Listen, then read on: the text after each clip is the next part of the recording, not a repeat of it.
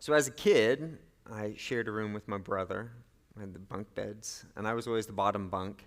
And they were the type of bed that the mattresses were held with those mesh wire things. You know what I'm talking about? Today I call them a taco bed because if you lay down on it, it folds over like a taco. Like if I slept in one, I'd probably never get out again. But, as a kid, you don't notice those things.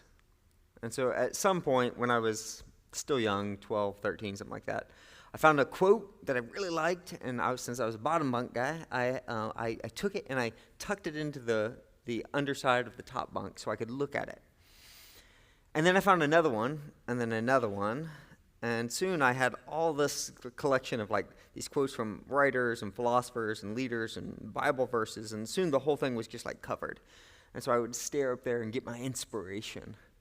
And one of the quotes that I had tucked up on the upper bunk was this. It's a quote from Martin Luther King Jr. in 1963, a speech he gave in Detroit. I love this. It goes like this. There are some things so dear, some things so precious, some things so eternally true that they are worth dying for. And I submit to you that if a man has not discovered something that he will die for, he isn't fit to live. That still stirs me. I love that. But then right next to that quote, tucked up under the bunk, I had right beside it a quote from Henry David Thoreau, Walden. And for some reason, even as a teen, I could see that when I read that quote, I had to read this next quote in the same breath. It goes like this. The mass of men lead lives of quiet desperation. There is something so dear, so precious, something so eternally true. If you found it, you should lay your life down. You should die for it. This is what we long for. This is what we seek. This is what gives your life weight. This is what gives you reason to push through when life is hard. And it's almost always hard. And yet, the mass of people never find it. Or is it that they don't want to find it? Or is it they find it and they find it really hard to believe? Whatever the case, it seems that people don't lay down their life for something. And so somehow we end up in leading these quiet lives of desperation. And so even as a 15, 16-year-old, I would find myself staring up at the bottom of that top bunk and caught just in this angst, in this tension between those two quotes that I so desperately wanted something to die for. I think I do. And while I've changed and matured over the past 30 years, my views are much more nuanced now, and I have thankfully gotten over my teenage angst. I can still feel this. I have found something worth dying for. I know something worth dying for. And yet, after all these years, I find that I'm still not very good at dying. I hesitate. I don't want to. I don't want to die. So I cling to my life. And in clinging to my life, I find myself living a life of quiet desperation. So today, we are going to look at a passage in 2 Timothy chapter 2. It's a text that I've carried with me for years. It's part of me. I've ingested it. I've taken it in. I've carried it along every season of life. I've read it and reread it, and each season I seem to discover something new in it. And it lies at the heart of this tension for me. It is a call to come out of a quiet life of desperation. You don't have to live like that. But in the call, it's also a call to great sacrifice. It's a call to die for something. So when I first decided to preach this, I thought I was preaching it for you, because you need to hear this. But God's made it clear to me that this sermon isn't for you. It's for me. Who knows, maybe it's for you too, but it's definitely for me. So our text today is 2 Timothy chapter 2. Here's the setup. The Apostle Paul, he's in prison. And he's been in prison before. We know the Apostle Paul, that's what he does. He gets caught and gets thrown in prison, right? This happens. But this is not just his usual imprisonment run.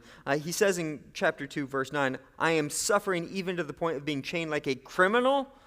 And that word criminal is not the usual word for prisoner or criminal. It's seriously dark. It only occurs one other time in the New Testament when Luke is describing the crucifixion. And he says, Jesus was nailed to the cross between two criminals. That word, to get technical for a minute, the scholar William Mounce explains, this word refers to criminals who were so hated that they are punished by arrest, torture, feet and hands cut off, and eyes gouged out, to quote Mounce. So Paul's Roman citizenship actually protects him from being dismembered like this, from having his hands and feet cut off, but it does not protect him from having his head cut off.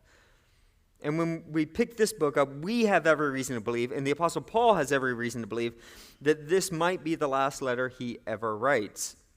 He uses the words in chapter 4, for the time for my departure is near, I have fought the good fight, I have finished the race, I have kept the faith. And this is not the words of someone like planning their visit to the Jersey Shore this summer. So he writes this letter to Timothy, possibly his last letter ever. And Timothy is currently leading the church in Ephesus. Timothy's this younger man that Paul has taken along with him along his missionary journeys. He served alongside Paul. And remember, Paul never got married. He never had kids. So when he calls Timothy my son, his spiritual son, like this really is as close to family as Paul has. And now, before he dies, he would like to see his spiritual son one more time. He says, do your best to get here before winter. But there's this little matter of the fact that I've left you in charge of this big church. So let's talk about that. The church, Ephesus, if you know your geography at all, this is Asia Minor. So Ephesus was kind of the leading church and the leading city in this big region of the Roman Empire we call Asia Minor. It's right in the center there. But it wasn't just a leading city and a leading church. It was really a group of churches, like a network of churches in Ephesus that then radiated out through like Sardis and Philadelphia, ever heard of it? And Laodicea and all these churches, this network of churches. And Timothy was left there to be in charge of Ephesus. Yes, the churches in Ephesus, but that was influencing all this network of churches in like the leading city and the leading region outside of Rome. This was the place, the center of the Roman Empire outside of Rome. So this is not a small task. Timothy was placed there not to pastor some small church, but to lead a movement. This rapidly growing, chaotic, beautiful, troubling movement of churches across this region. It's a massive job for a young guy. And if this movement isn't to drop into sheer chaos, then when Timothy is pulled out of that to go visit Paul, there better be someone else in leadership stepping up. Which brings us to chapter 2. This is where Paul is to give Timothy and us some perspective on this big, immense mission of God that we find ourselves caught up in, and how it might cost you everything, but how it's worth it. So it starts like this. 2 Timothy chapter 2, starting in verse 1. You then, my son, he loves him, be strong in the grace that is in Christ Jesus. Literally, be made strong in the grace. It's not something you do, it's something that's done to you. Be made strong in the grace that is in Christ Jesus. Now this is not some type of rhetorical flourish or some like he's throwing on some extra words. Let's throw the word grace in there. Please hear this. Everything we're about to say, everything that Paul says moving forward is predicated on, is built upon this. If you miss this, then the rest of the message is going to sound like some motivational speech or like, you can be the greatest, you can be the best, you can be the King Kong banging on. No. All right, so yes, okay, put on your headphones, watch the montage, you go do you. That's great to pump up, but that's not what Paul's doing here. Paul is doing something radically different. This is not just a self-help or motivational speech he's giving here. Consider what it means to be made strong in grace. The Apostle Paul here, he seems to think that grace is not just some theological idea about God's unmerited favor towards you, though it is that. It's not just some declaration God makes over you, like he speaks over you. You're forgiving, you're my beloved child, though it is that. But grace, when that grace, what God has done, his love for you, when it penetrates your heart, when it breaks into you, it does something to you. It does something in you. It becomes a force or a power that transforms you from the inside out. So the grace that declares, while you were yet sinners, Christ died for you. That's true. When that penetrates your heart, that exact same grace, and I quote Titus chapter 2, that grace teaches us to say no to ungodliness and worldly passions and to live self-righteous or self-controlled, upright, and godly lives in the present age. That if you let grace penetrate your heart, it makes you strong. You can break old habits. It frees you from fears and insecurities. It frees you to say no to things that used to control you. It allows you to courageously sacrifice in ways that once seemed unthinkable. It can give you the strength to live for something, even if that means dying for something. So the grace that is in Christ Jesus, this inner spiritual unseen reality, can make you strong. Make you be able to do things that you never thought were possible. Make you do things that others just, they can't do. But I think we struggle to think through, like, how does grace motivate and drive and make us strong in that way? So maybe it's helpful to see this in contrast, the way other unseen things make us strong. So I can't say that I was ever like a fan of tennis. I've only played like a couple times ever and never got good at it. And I don't even know how they keep score. They're like, 40 love. I'm like, I love you too. Okay, love, whatever. So, but I was, a few years ago, I was bumming around in Barnes & Noble, the one over on Sweetsford Road there, and on one of the bestseller tables, there's this autobiography of Andre Agassi. And if you're not like a child of the 80s or 90s, you might not know who this guy is. I wouldn't have known because I'm not a tennis fan, but he was the world's greatest tennis player and this cultural icon in the 80s and 90s, and still today, I guess, is making headlines here and there. Here's the deal, though. You pick up his book, and on the opening, curiosity is just like, okay, bumming through. I open up the first page. This is, I'm quoting the first page of his autobiography here. My name is Andre Agassi. My wife's name is Stephanie Graf. We have 2 children, a son and a daughter, 5 and 3. We live in Las Vegas, Nevada, but currently reside in a suite at the Four Seasons Hotel in New York City because I'm playing in the U.S. Open. My last U.S. Open. In fact, my last tournament ever. I play tennis for a living, even though I hate tennis. Hate it with a dark and secret passion, and always have. So that's the hook. Andre Agassi, the greatest tennis player of all time, who's devoted his life to it, who's become better than everyone else in the world, who's spent years and hours and blood, sweat, and tears to get to this pinnacle. He has become this, and he hates it. How? How does that happen? How do you devote your life to something and he doesn't hold back? Just like little further later, I think page 2, he makes it really clear that he hated tennis, but his father loved it. And the only way he knew that his father would love him is if he was winning at tennis. So soak this in. His greatness in tennis was born out of his great need to be loved by his father. His great success is the trophy of his great insecurity.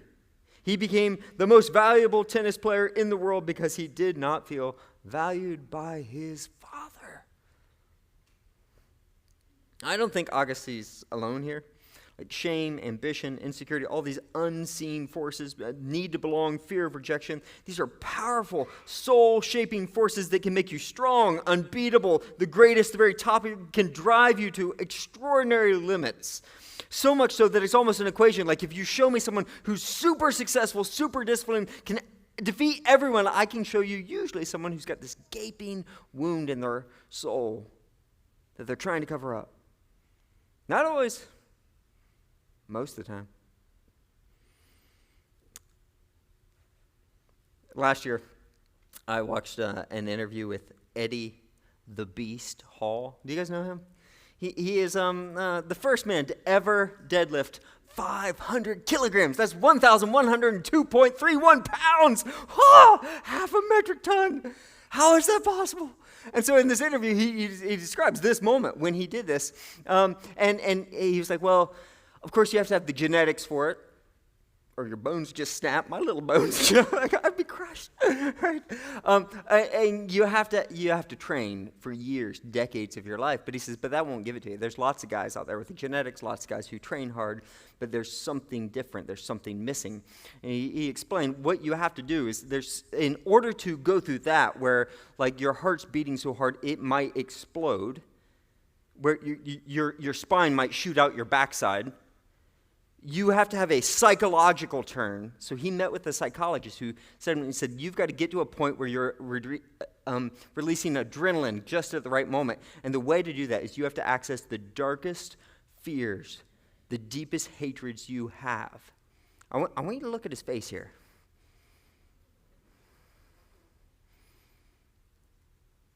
And that's what he did. His hatred and his fear were literally the source of his great strength. What do you think that does to a person? Well, I tell you what, it makes you the greatest in the world, the strongest in the world, and destroys you.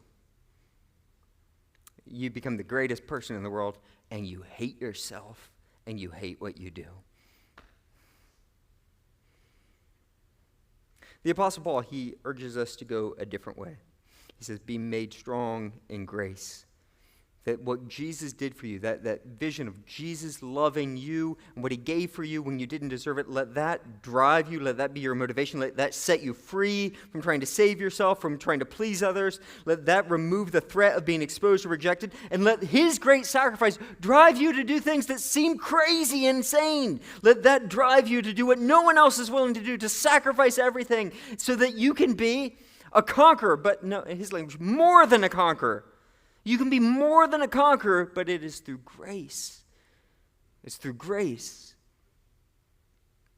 Now, I will be the first to say that I am still trying to figure this one out. I have never been accused of lacking motivation. I have been accused of lacking grace. But it's clear. The Apostle Paul figured this one out. I mean, you just look at his life, and he's beaten and cursed. At one point, they stone him, and they think he's dead, so they leave him outside the city. And what's he then say? I consider our present sufferings not worthy to compare to the glory that will be revealed in us. What? So he keeps preaching, and they say, Paul, we're going to throw you in prison. They throw him in prison. You are now a prisoner of Caesar. What's he do? He starts converting all the guards. And then he writes a letter to Ephesians chapter 3. I, Paul, a prisoner of Christ. Paul, we're going to kill you. We are going to take your life. And what's he say in Philippians? To live is Christ, to die is gain. Paul, we've taken everything you have. You literally have nothing. Everything is gone. And he says, I consider everything a loss compared to the surpassing greatness of knowing Christ Jesus, my Lord. But Paul, you have nothing. Your friends have deserted you. Your churches are going awry. You own nothing. People hate you. And he says, I've learned the secret of being content in every situation. Do you hear this? Do you hear this? This is not a weak man. He has no success, no worldly power, no platform, no political authority, no money, no armies. None. At times he has no friends. And yet he writes and he lives, we are more than conquerors through him that loved us. Do you hear that? Paul, where does the strength come from? How is it that you are unbreakable when everything gets thrown at you in life? When people abandon you, all this hurt and pain and literal physical pain, how is it that you keep going? He says, grace. I'm a man who's been made strong by grace. And he says, you're going to need it because the mission we're called on is going to demand everything from you. And these things that you've heard me say in the presence of many witnesses, entrust to reliable people who will also be qualified to teach others. So the Apostle Paul here, he's pulling on this ancient rabbinic tradition when he says this. For you Bible nerds out there, in the Jewish oral tradition called the Mishnah, there's a tractate called Avot, which is just like the chapter of the fathers, that describes this vision that you see throughout rabbinic tradition that even predates the rabbinic tradition. And this is where we get the language of where we will find language of following Jesus, walking with Jesus, or discipleship. It comes from this ancient Jewish tradition. And here's the vision. Moses goes up to Mount Sinai, meets God, receives the 2 tablets, comes down, his face is glowing, right? But when he receives these 2 Ten Commandments, like all the thou shalt nots, it's really, really important, even from ancient tradition, that this is not just something that you can just then hand off to someone. You can't email this to someone. You can't just teach it in a classroom. It's not just rules of do's and don'ts. It is how to live in relationship with God. In the Hebrew terminology, it's how to walk with God. So in Hebrew, the language is this. You cannot simply copy this and hand it out. It's a way of life. It is a way that you have to walk. So in Hebrew, the word halak is to walk. And the collected teachings of the rabbis around, like, how do we live this law, is the halakha, the way. So you have to walk the way. And in the Old Testament, this becomes the root metaphor for like life with God, how we understand God's law. It's not just a list of rules. It's not something you can email to someone. It's not something you can just learn in a class. That Moses comes down and then he teaches Joshua not just the content of the law, do this, do that. It's you have to walk this way. So you can't just learn Sabbath in a classroom. You have to enter into God's rest one day a week. You have to enter into, you have to feel his goodness. You have to let down. You have to enter in. And you can't just learn surrender from like reading a book. You have to go to the temple in the Old Testament, and you have to offer up a whole burnt offering and set it on the altar and watch the whole thing be consumed in the flames and then smell the pleasing smell to the Lord.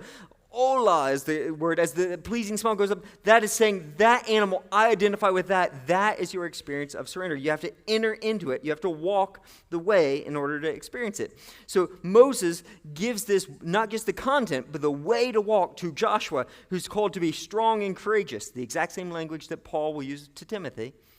And then Joshua comes and gives it to the elders of Israel, who are then learning how to walk the way.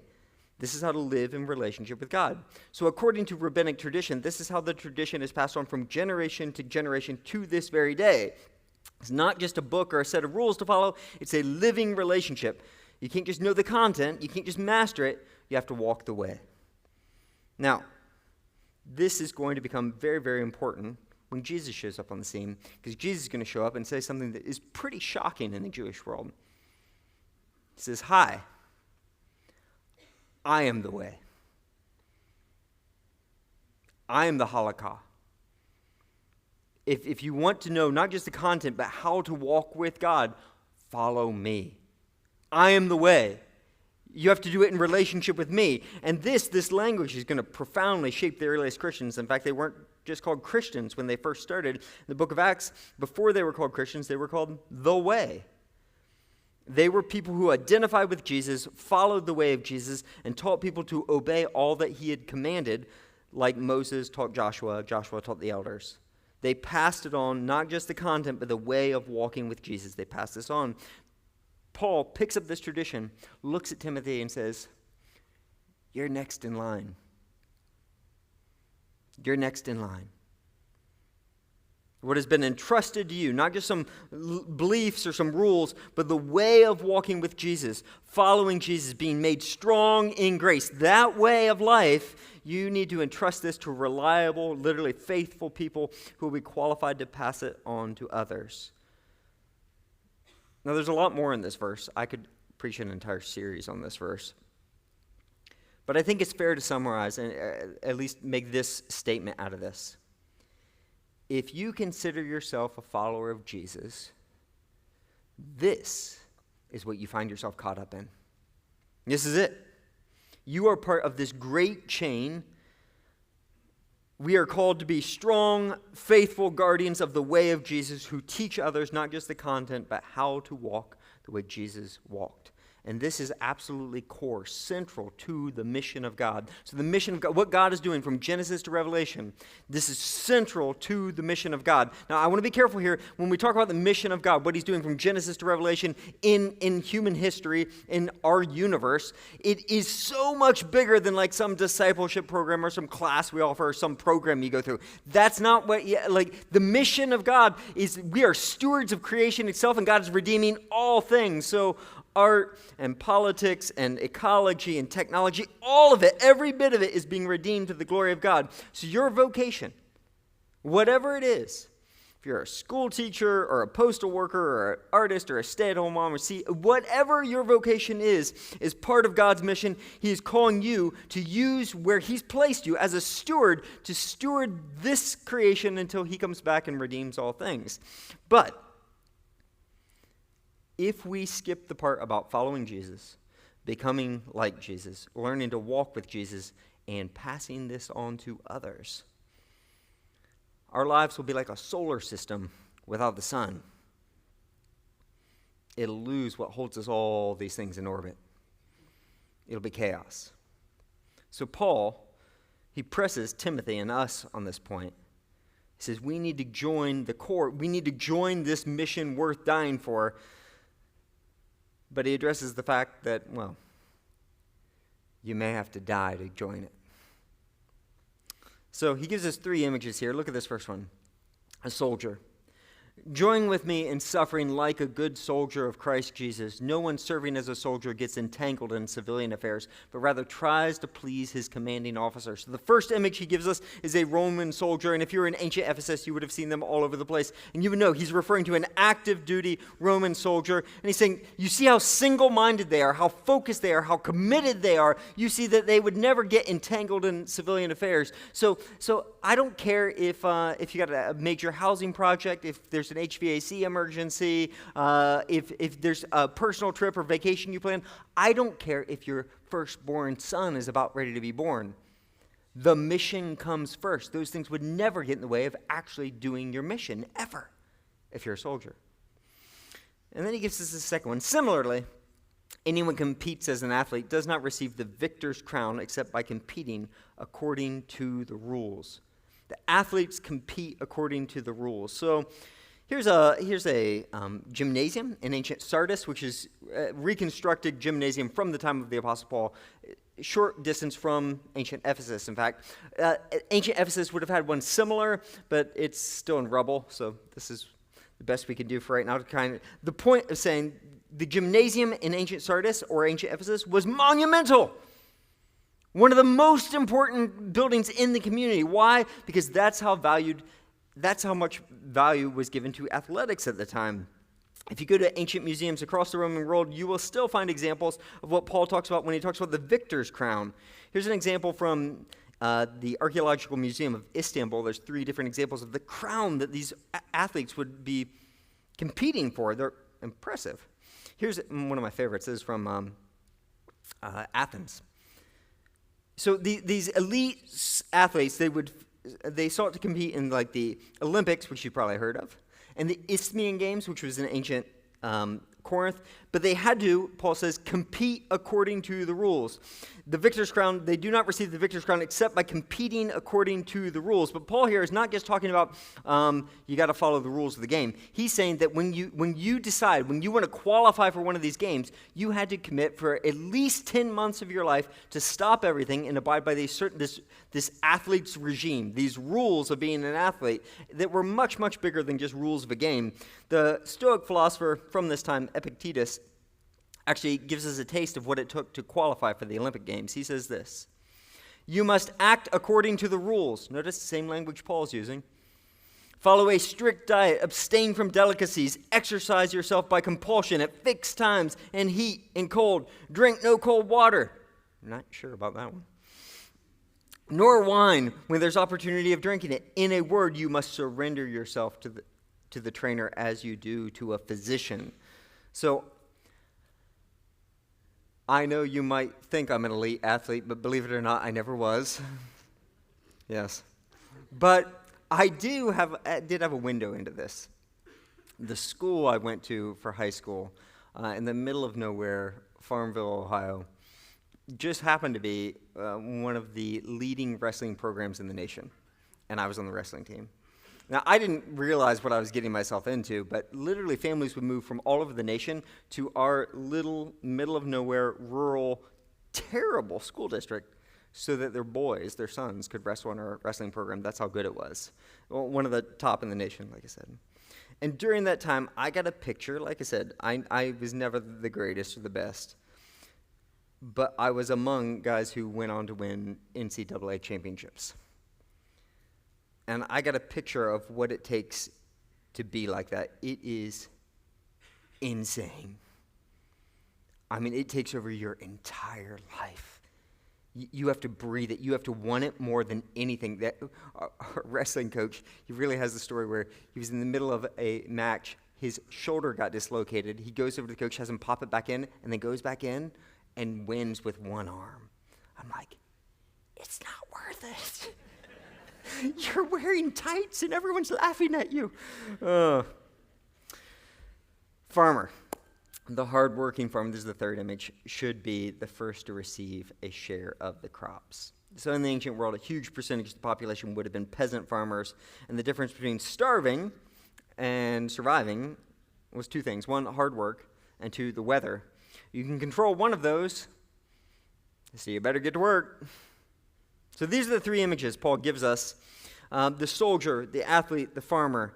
Like, he wants us to think on these things. He almost certainly, just to give you context, he almost certainly isn't just pulling these out of the air, because he uses these exact same ones in 1 Corinthians chapter 9 when he's writing to Corinth, another cultural center.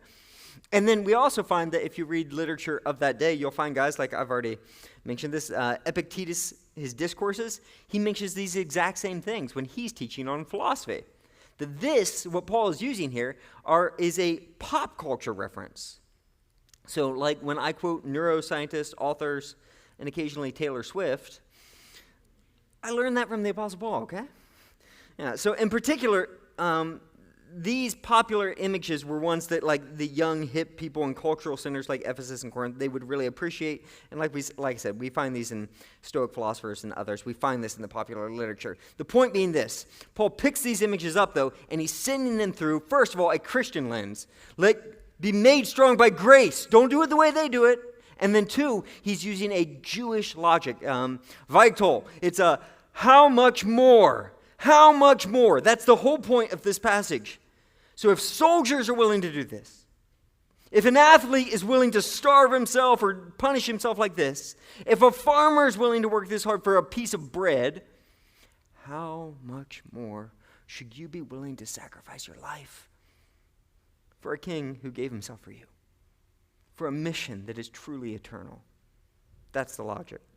And then he leaves us with this phrase. He says, reflect on what I'm saying, for the Lord will give you insight into this. This is the Hebrew language of Haggah. It's to chew upon, meditate upon. It's the idea of a dog chewing on its bone, that we're supposed to take this and ingest it. It's supposed to become part of us, that there's something in these images of the soldier, the athlete, the farmer that are essential, that we're supposed to make part of us, that we're supposed to carry with us, that God has something for you in these images if you will just pause and listen to him.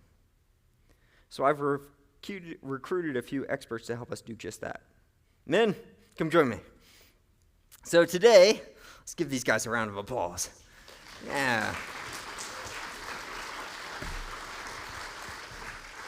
So today we have a soldier, an athlete, and a farmer. Yeah? So Joe Salinas here. I know a little bit. I know you've a lifetime of service in the military, but give us just a quick picture. Like, what did that actually mean? So, Paul, I retired last year after 25 years of service in the Army, and that was 25 years of Patty plays.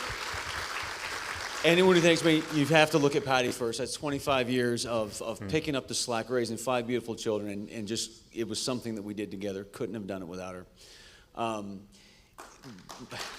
Yeah.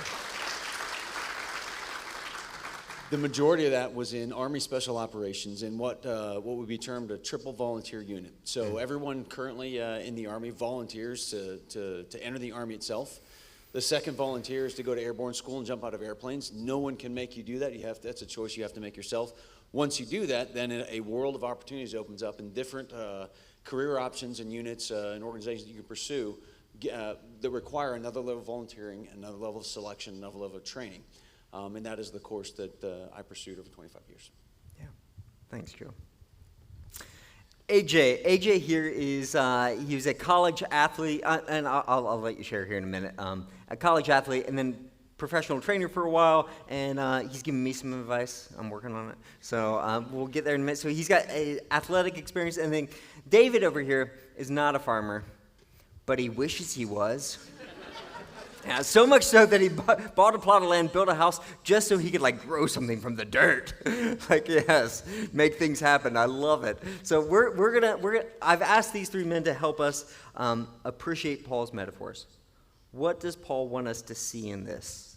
So let's start with Joe. Joe, you have experience, obviously, living as a soldier under orders. So give us a sense of what does it look like that? Yeah, what does it look like?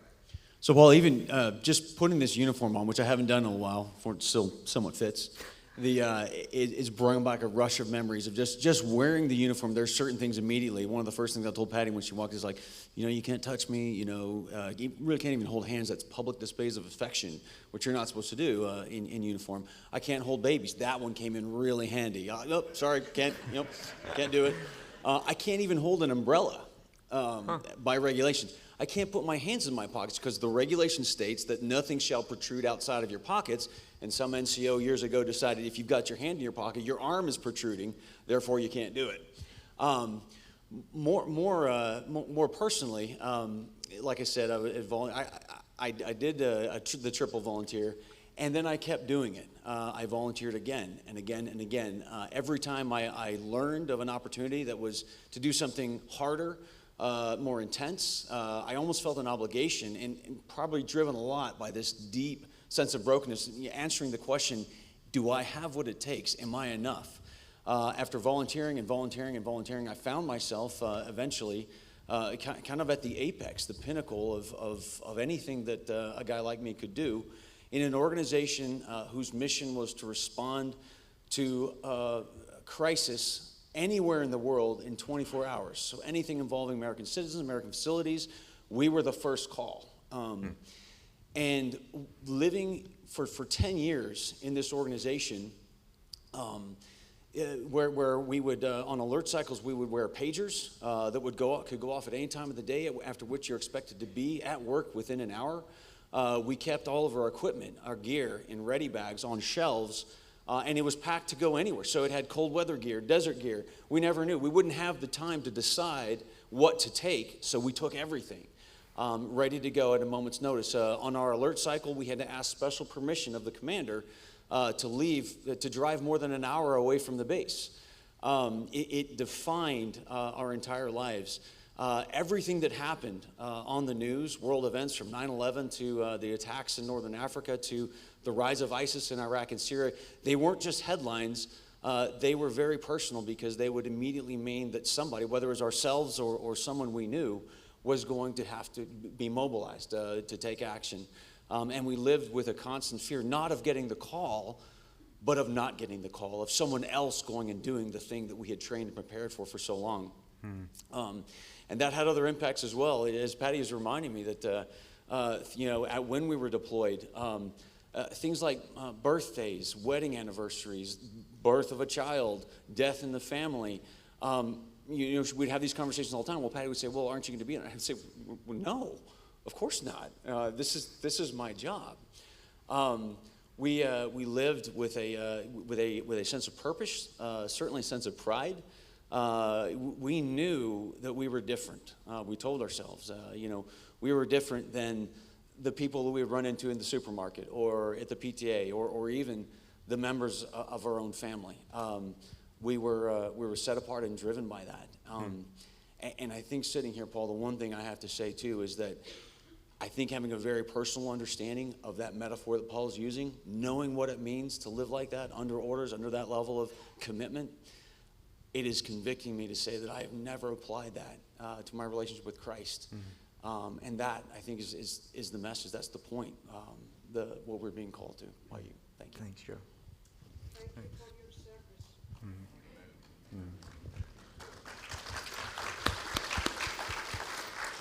AJ, so you talk to us. You've lived in that world of athletes for a long time. What's it like? Give us a picture. Give us some sense of why the Apostle Paul might be leaning into this metaphor. What you think he wants us to see in it?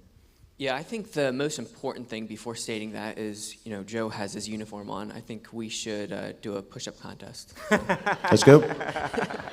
Not with you. Maybe after the service.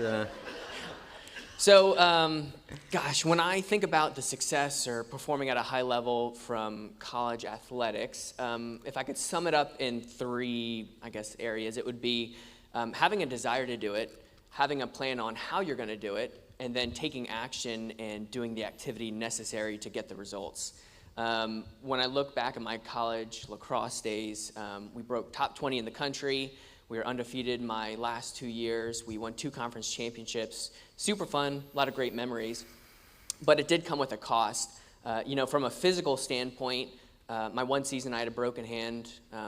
Another season I had a messed up ankle where I was basically casted every workout, practice, and game. From a time and physical standpoint, we had our morning workouts, we had our morning practices, we'd go to class, then we'd have 2 to 3 hours of practices. The top performers, they're showing up 30 minutes to 60 minutes before practice, getting their skill work in. So I'm showing up 30, 60 minutes trying to keep up with them. Now I'm burning literally thousands and thousands of calories. So from a diet perspective, thank goodness for those unlimited meal passes, eating 2 breakfasts, 2 lunches, big dinners. I'm in college and everybody stays up late, 1, 2, 3 in the morning, and here I am going to bed at 10, feeling like I'm missing out on some things because I have to get back up in the morning to get my workouts in. So big picture, that's what it looked like. Wow, thanks. Yeah. Thank you. Yeah. David, talk to us. Give us a picture. Like if we're trying to think through terms, what it means to take something out of the dirt, like make something out of it, and how hard it is. Give us a picture, especially in that ancient world. Like if we were to try and just take a plot of dirt and grow some wheat and make some bread, what would that look like? Well, so first you're going to need to break the ground. And it doesn't matter what culture you're in, breaking your ground is hard. Even if you have tools and implements or animals, the ground really is pretty solid and it's hard to work. But it's my understanding in ancient Palestine, in order for you to get into the ground, you're going to need to wait until the early rains. And the early rains will come around end of October or November. And if those rains don't come at that time, you have to just wait for it. You can't get ahead of the rain. And so it could be like December or even January before you get that seed. Of course, we're talking here winter wheat because it'll grow in the winter. You started it in the winter, and in the Palestine, you would wait till the rain softens that soil a little bit. You can work it with a plow, till it up, and then you can broadcast it like you might do grass seed or whatever. And then after that, you need to wait about 240 days. And during that time, you're doing all kinds of other farm work. You're not just sitting around waiting, watching it grow, but you will go treat it like your kids and watch what you just planted grow. And then after that, 240 days, you're gonna need something. I got one over here actually. You're gonna need something like this. And this is great. I love this. Actually, I've been looking. This is, by the way, why we're going to have security for our children. Yeah. Yeah. I've been looking for one of these forever, and my wife actually found one 2 days ago. It's amazing. I can't believe it. And it's like a environmentally friendly weed eater. And you don't even have to plug it up or anything, so it's great. But keep in mind that, it's been a long time since you've harvested because it's been a whole year.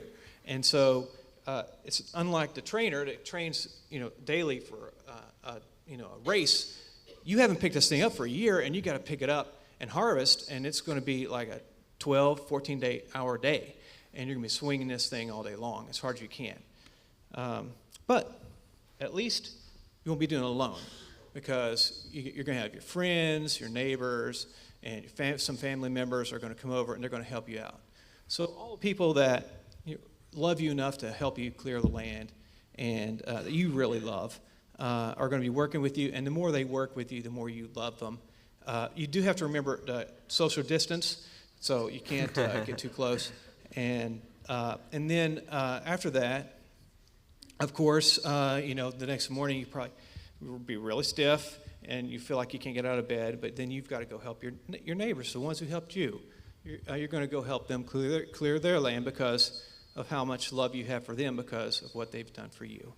And then after all your friends and relatives that helped and all, they all have their land cleared, and you got all the, and they stacked those the wheat stalks up and bound them up.